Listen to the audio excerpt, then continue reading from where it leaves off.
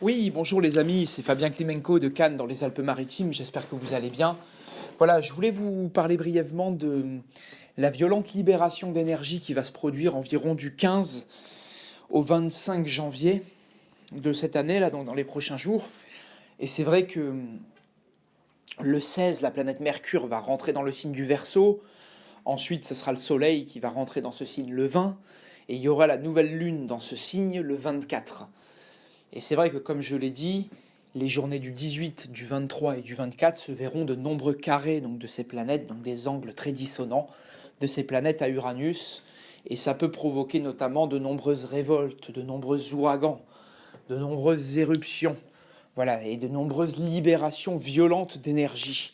C'est pour ça qu'il pourrait se voir de la casse en France avec la contestation des retraites.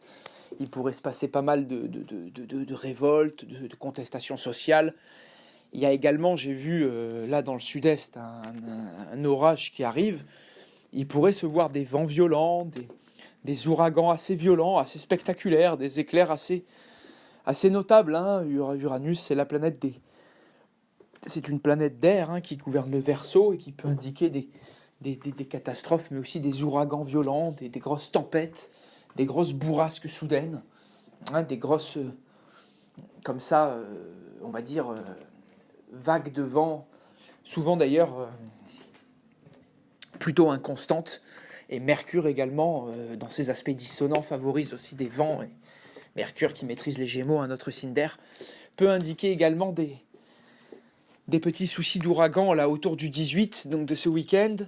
Il faudra surveiller également voilà, le volcan Taal sur ces dates-là aux Philippines, qui n'est pas une éruption.